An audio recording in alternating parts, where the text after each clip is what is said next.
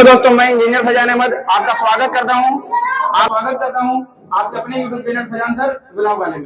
आज हम यहां पर आए हुए हैं जो हमारे नगर मतलब हमारे टांडा नगर से AIMIM पार्टी से जिला अध्यक्ष यानी चेयरमैन पद का के प्रबल दावेदार हैं, चुनाव लड़ रहे हैं। उनसे हम कुछ क्वेश्चन आंसर करेंगे कि नाम है जनाब गुलाम दस्तगीर अंसारी साहब और जिला अध्यक्ष मुराद अली साहब और जिला प्रवक्ता सालिम अंसारी साहब, सभी लोगों से हम जिला महासचिव नबी अहमद साहब, सभी लोगों से हम यहाँ पर क्वेश्चन आंसर करेंगे और सभी से यहाँ पर जो इन्होंने वादा किया है इनका कुछ घोषणा पत्र जारी हुआ है क्वेश्चन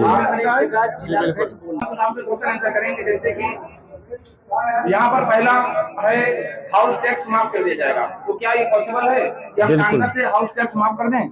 बिल्कुल, हम लोगों ने RTI लगाई है। हम लोगों को जो लग रहा है कि हम ये कर सकते हैं, कोई बड़ी बात नहीं है।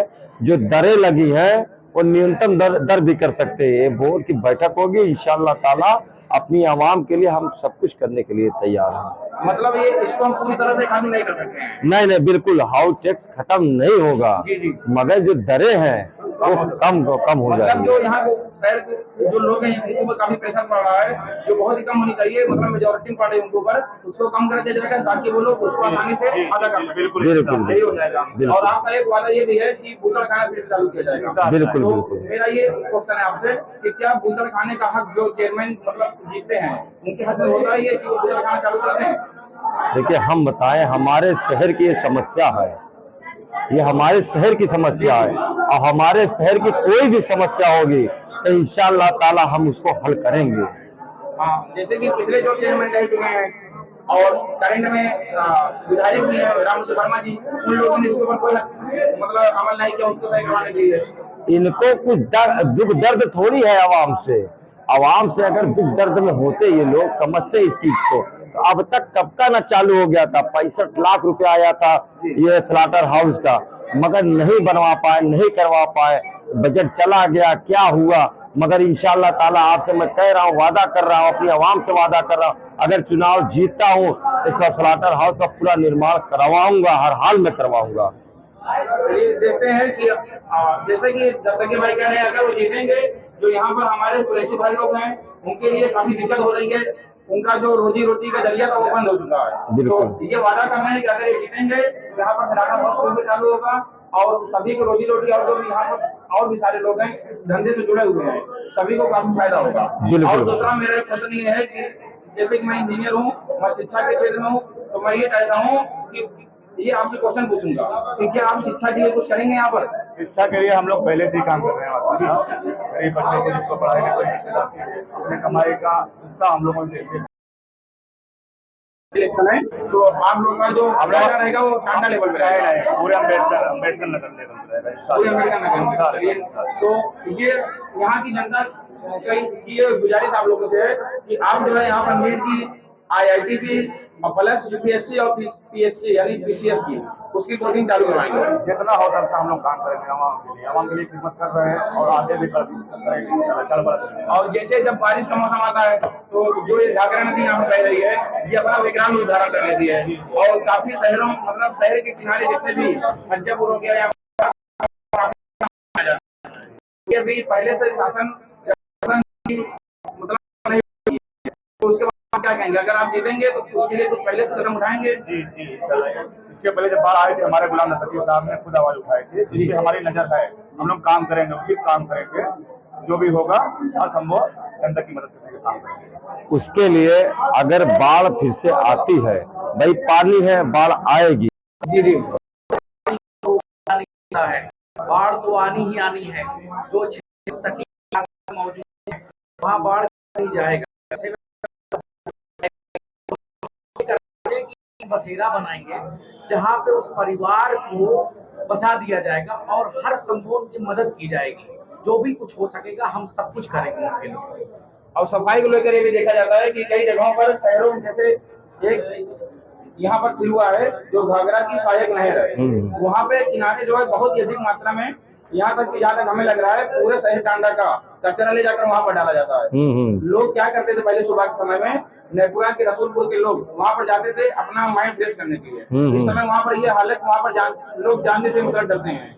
तो इस पे भी कुछ आप लोग काम कीजिए। इसीलिए तो मैं कह रहा हूँ, नवयुवा होगा, नवयुवक जब चेयरमैन होगा तो नई सोच होगी, हर तरीके पूरे शहर की रेख देख होगी, कहाँ क्या जरूरत है साफ सफाई की। एक तो पहला काम हमारे साफ सफाई विशेष ध्यान दिया जाएगा, क्योंकि अगर गंदगी शहर में रहेगी तो बीमारियां बढ़ेंगी, और जब बीमारियां बढ़ेंगी तो अपने ही लोग परेशान होंगे। इसलिए जरूरत है नए लोग आए, नई सोच लेकर आए, नया विकास होगा। आप साफ सफाई के लिए बेफिक्र रहिए, पूरे शहर की गारंटी लेते हैं, चाहे वो जल की समस्या हो, चाहे साफ सफाई की समस्या हो, चाहे और भी कोई कुछ समस्याएं ऐसी है जो एकाएक आ जाती हैं, जो दिमाग में भी नहीं रहता, उसके लिए भी हम लोग तत्पर खड़े रहेंगे मेरे भाई। हाँ, जैसे आपने कहा एक समस्या आ जाती है, उसमें भूकंप हो सकता है, बिल्कुल भूकंप हो गया, बाढ़ हो गया, इसमें हम लोग की कोई कंट्रोलिंग नहीं है, ये कुदरत के द्वारा कुदरत के द्वारा है, तो इसमें हम लोग की कोई कंट्रोलिंग नहीं है। कुदरत पे किसका बस चला है। लेकिन हम लोग ये करते हैं कि उसके बाद जितनी हम लोगों से कोशिश हो सकती है उतना हम लोग करते हैं। और लेकिन हम लोग ने ये देखा, पिछली जो सरकारें थी आने के बाद सारी चीजें हो जाती है, पब्लिक ऑटोमेटिक अपने सारे काम करती है, वो लोग ऐसा कुछ नहीं करती है। तो जनता अगर आपको जिताएगी तो आपका ये फर्ज बनता है कि आप उनकी हर संभव मदद करें। पिछली सरकार सिर्फ लूटने आए थे और काम नहीं करने आए थे। हम लोग मजलिस के लोग हैं, हम लोग असदुद्दीन वही साहब के सिपाही हैं, हम लोग काम करके दिखाएं। जाके देखिए हैदराबाद में किस हिसाब से काम होता है। जी, ये तो हाँ। मैं आपके YouTube चैनल के माध्यम से ये बात बताना चाहता हूँ कि राजनीति में दो तरह के लोग उतरते हैं। जी, एक उतरते हैं सेवा भाव से, एक उतरते हैं स्वार्थ भाव से। जो राजनीति में सेवा भाव स्वार्थ भाव से उतरेगा, वो अगर इलेक्शन जीतता है, वो अगर कामयाब होता है तो वो अपने आप को मजबूत करेगा। लेकिन जो सेवा भाव से राजनीति में उतरेगा, वो अगर जीतता है, उसके हाथ अगर ताकत लगती है तो वो मजलूमों की मदद करेगा, उनको मजबूत करने का काम करेगा। ये बहुत ही मुख्य बात है जो मैं आवाम तक आपकी YouTube चैनल के माध्यम से पहुंचाना चाहता हूं कि ऑल इंडिया मजलिस इत्तेहादुल मुस्लिमीन के जो सिपाही हैं, जो लोग हैं, वो कोई सियासी ताकत इसलिए नहीं चाहते ताकि अपना घर बड़ा महल की तरह बनवाए, अपनी जेबें भरे, अपनी तिजोरियां भरे। मजलिस सिर्फ और सिर्फ इसलिए नगर पालिका पे काबिज होना चाहती है ताकि इस नगर की आवाम जो है हम उसकी मदद कर सकें, उनकी हेल्प कर सकें, उनकी हर तकलीफ, हर समस्या में उनका निवारण कर सकें। ये हमारी सोच है। इसी सोच को लेकर के हम इस इलेक्शन में उतरे हैं। हमारी नीयत साफ है, हमारा अल्लाह इस नीयत का गवाह है। कोई माने या ना माने, लेकिन हमारी नीयत यही है। और मैं आपके YouTube चैनल के माध्यम से यही कहना चाहूंगा कि ऑल इंडिया मजलिस इत्तेहादुल मुस्लिमीन का पूरे नगर की आवाम मिल करके, डट करके साथ दे। किसी भी समाज के साथ कोई भेदभाव नहीं किया जाएगा। हमारा अगर गुलाम दस्तगीर भाई चेयरमैन अगर बनाए जाते हैं, टांडा से जीत जाते हैं, तो ना तो सिख समुदाय परेशान होगा, ना तो हिंदू समुदाय परेशान होगा। यहाँ पे हर वर्ग, हर समाज का विकास करने का काम किया जाएगा। सभी की समस्याओं को सुना जाएगा और उनको हल किया जाएगा। मतलब आप लोग जगह जगह नुक्कड़ सभा कर रहे हैं, तो उसमें आपका जनता का समर्थन मिल रहा है? बिल्कुल मिल रहा है, बहुत भरपूर तरीके से मिल रहा है। हम जहाँ भी जाते हैं, जनता, क्योंकि हमारे पास जब जाते कार्यकर्ता कम होते हैं, वहाँ की आवाम ज्यादा होती है हमारे सभाओं में, और हमारा समर्थन मिल रहा है क्योंकि वो जान रहे हैं कि 8 सालों से हम लोग जो उनकी लड़ाई लड़ रहे हैं वो सच्चाई के साथ लड़ रहे हैं। मैं और एक बात आपको ये बताना चाहता हूँ कि अगर आदमी काम करना चाहे तो करके दिखाता है। आज जिस नगर पालिका में आप बैठे हुए हैं, करीब 1 लाख रुपया, करीब 1 करोड़ रुपए का बजट यहाँ पे आता है, मगर यहाँ पे ना आप डीप फ्रीजर कहीं देख सकते हैं, ना कहीं सड़कों सही सड़क देख सकते हैं, ना कहीं सीसी कैमरे देख सकते हैं, ना सोलर लाइट देख सकते हैं, ना स्ट्रीट लाइट देख सकते हैं। यही बगल में आप देखिए नगर पंचायत इल्फातगंज में 14 लाख रुपया बजट आता है। आप वहां पे सारी चीजें देख कर पाएंगे, सोलर लाइट पाएंगे, फ्रीजर पाएंगे, हर एक चीज, सड़क अच्छी पाएंगे। इसीलिए मैं कहना चाहूंगा, काम करने वालों का अगर एक बार जनता मौका देगी तो इंशाअल्लाह ताला वहाँ 14 लाख आता, यहाँ 1 करोड़ रुपया आता, उससे 10 गुना करके दिखाया जाएगा। यहाँ पर बुनकरों की एक बहुत बड़ी समस्या है, क्योंकि टांडा में अक्सर ये देखा गया है, अम्बेडकर नगर में सबसे ज्यादा बुनकर यहीं पर लगभग रहते हैं। और अगर प्रदेश की बात कर ली जाए तो उसमें ओवरऑल में अम्बेडकर नगर में बहुत अधिक मात्रा में बुनकर हैं। तो यहाँ पर बुनकर लोगों की एक बहुत बड़ी समस्या है, वो सपा के साथ हमेशा रहते हैं। तो इस बार उनकी मतलब क्या है, सोच है कि सपा के साथ रहेंगे, किसी और के पास जाएंगे? अभी हम आपको बताते हैं। देखिए, अभी जो जनता आवाम वो आक्रोशित है, वो अभी सपा को एकदम नकार रही है, उसको हराना है, हर हाल में हराएगी। ऐसा क्यों हराना चाहते वो लोग? क्योंकि मुसलमान ठगा हुआ महसूस समझता है। मुसलमानों का कोई वजूद, कोई सम्मान इस पार्टी में नहीं बचा हुआ है, चाहे टिकट के नाम पे हो, चाहे किसी घटना के नाम पे हो, तो इसलिए सपा को हराएंगे। और दूसरी बात, जितने निर्दलीय प्रत्याशी हैं वो सब सपा के ही नेता हैं। तो आवाम ये देख रही है, अगर हमने तय कर लिया कि सपा को हराना है तो जो निर्दलीय प्रत्याशी हैं अगर उनको जिता देंगे तो ये समाजवादी में चले जाएंगे। तो अब आवाम जागरूक हो चुकी है, इसलिए वो एआईएम का ही साथ देगी। और दूसरी बात अभी सामने आ रही कि बुनकर लीडरशिप को बचाना है। अभी मामला है बुनकर लीडरशिप। आप बताइए, जब बुनकरों का फिक्स का मामला था, यहाँ पे कोई प्रदेश अध्यक्ष है बुनकरों का, कोई राष्ट्रीय अध्यक्ष है बुनकरों का, कोई राष्ट्रीय महासचिव है बुनकरों का, उस समय आप एक बैनर के तले अगर होते तो आज ये समस्या 4 वाली जो 400 रुपया लगा ये ना होती। मगर आप बटे हुए थे। आज जब चुनाव लड़ने की बात आई, नगर पालिका में मलाई खाने की बात आई, तो आप बुनकर लीडरशिप बचा रहे हैं। नहीं मेरे भाई, आवाम जानती है सब कुछ, आवाम बेवकूफ नहीं है। सोशल मीडिया का जमाना है, ये हर चीज जानती है। आज बुनकर जितने नेता हो, एक लेटर पैड पे अपना ज्ञापन दिए होते मुख्यमंत्री जी को, तो हमारा काम आज वही 65 वाला होता। मगर इन्होंने क्या क्या अलग अलग लेटर पैड पे लिखा बुनकरों की समस्याओं का। आप बताइए, मुख्यमंत्री खुद कंफ्यूज है, उसका विभाग खुद कंफ्यूज है। मतलब सभी लोग यहाँ पर अपने आप को बुनकर का नेता बना रहे हैं। और क्या, मैं बोलना चाहता हूँ बुनकर पे, बुनकर समाज के लिए जैसे बीजेपी तमाम बिल लेके आती है और पास कर देती है। अगर समाजवादी बुनकरों के इतने बड़े हितैषी थी तो क्यों नहीं एक बिल पास कर देते जो आजीवन उनके लिए काम आता है। सिर्फ बुनकरों को दूसरा बनाकर उनका और किया गया मेरे भाई। वही काम कुरैशी बिरादरियों के साथ किया गया। कुरैशी का स्लॉटर हाउस बंद हो गया, उस समय जारी कर देते, बिल पारित कर देते कि इनको कभी भविष्य में नुकसान ना हो। ये लोगों ने खाली हमेशा मुसलमानों को ठगा है, मुसलमानों की वोट लिया है और कभी मुसलमानों के मुद्दे बोलते नहीं। जब से मुसलमान निकलता नहीं है। हाँ, अगर कोई बोलता है मुसलमानों के लिए, दलितों के लिए, किसी भी इंसान के साथ अगर जाती होती है तो भ्रष्टाचार वैसी साहब हक से बोलते हैं और सड़क से लेकर संसद तक बोलते हैं। मतलब एक चीज ये देखा गया, जैसे सपा से सभी लोग यहाँ पर थे, कई सारे उम्मीदवार थे, सभी लोग सपा की बढ़ करके खिदमत करते हैं, लेकिन जब टिकट नहीं मिलता तभी सभी लोग बगावत करते हैं। अगर टिकट मिल जाएगा तो सब लोग कहेंगे नहीं, सबसे अच्छी यही है, हम लोगों को यही नेता है। इस पर मैं कहना चाहता हूँ, टांडा का मुसलमानों ने टांडा की मुसलमान की लीडरशिप खत्म कर दिया। यही दलालों ने मुसलमानों की लीडरशिप खत्म कर दी। बाहरी प्रत्याशी पहला सोर्स से आ गया, उसको जिता दिया क्योंकि उनको चेयरमैन ही जीतना था। अरे तमाम लोग लड़ रहे थे, क्यों नहीं उनको कामयाब कराया? मुसलमान की लीडरशिप खत्म कर दिया। ये लोग अपने दलाली के चक्कर में, मतलब पहले तो सपा की तारीफ करेंगे, फिर लेकिन जब टिकट नहीं पाएंगे तो वही सपा बुरी हो जाती है। जीतने के बाद अगर फिर ऑफर मिल जाता उनको विधायकी का टिकट का या फिर एमपी का, मतलब मेंबर ऑफ पार्लियामेंट का, फिर से वो लोग पार्टी सपा कहीं से अच्छी है ये नहीं मेरे भाई, सपा बुरी है। मुजफ्फरनगर दंगा हुआ,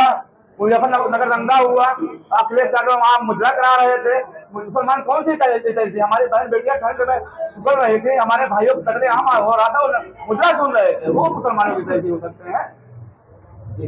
अध्यक्ष जी ने बहुत सही बात की, मुसलमानों की तैसी वो नहीं हो सकते। मैं एक बात कहना चाहता हूँ कि आप लोगों ने देखा होगा जब रमजान आता है, हम लोग सभी लोग जानते हैं कि शैतान कैद हो जाता है। जी जानते होंगे।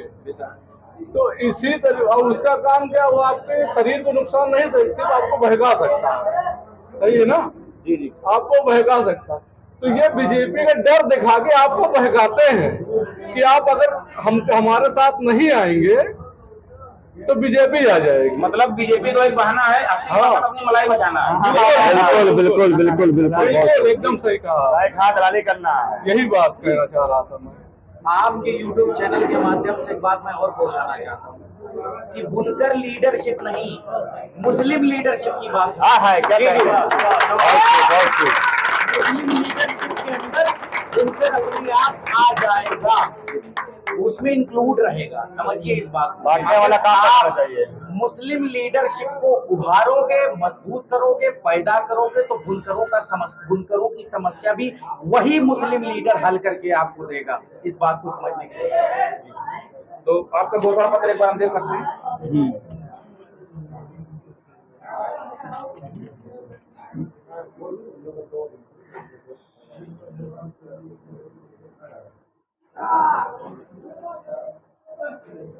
जैसे इसमें है गड्ढा मुक्त सड़कें व गड्ढा व नालियों का निर्माण कराना। जैसे माननीय योगी जी ने कहा था कि गड्ढा मुक्त प्रदेश होगा, लेकिन हमको तो यहाँ पर गड्ढा युक्त प्रदेश दिखता है। तो बीजेपी का जुमला असल में देखिए, ये भाजपा की जो सरकार है, जुमलेबाजी सरकार है।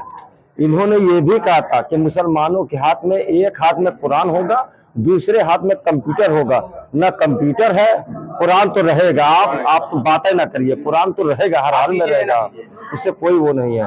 तो ये जुमलेबाजी सरकार, इनकी तो बातें न करिए। गड्ढा मुक्त छोड़िए, आप चाहे नेपुरा का रोड ले लीजिए, चाहे मुबारकपुर का रोड। मुबारकपुर की आवाम ने मुझसे खुद कहा कि एक बार यहाँ पे ऐसी घटना हुई कि हम लोग आपको बता नहीं सकते, इतना खराब, इतना जर्जर वो रोड हो गया। इंशाअल्लाह ताला मुबारकपुर की आवाम से मैं कहना चाहता हूँ, अगर चुनाव जीतता हूँ तो सबसे पहले काम मुबारकपुर की सड़कों का होगा मेरे भाई। जी जी, और नेपुरा की सड़कें बहुत खराब हैं।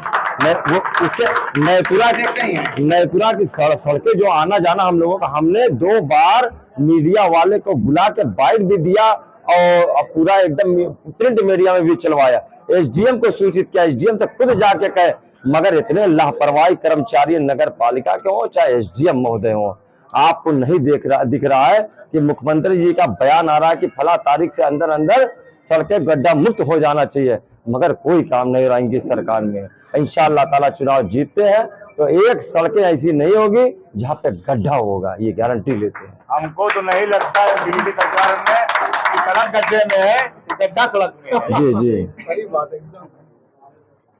तो दोस्तों आज इतना ही, हम मिलते हैं अगली वीडियो में। यहाँ पर एक बार जनता को दिखा दिए कितनी भारी मात्रा में जनता यहाँ पर है। इस समय रात में, इस समय 12 बज रहे हैं लगभग।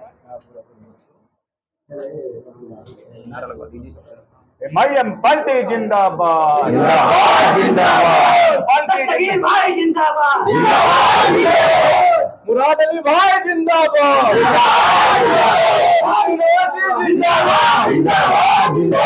साहब जिंदाबाद, जिंदाबाद।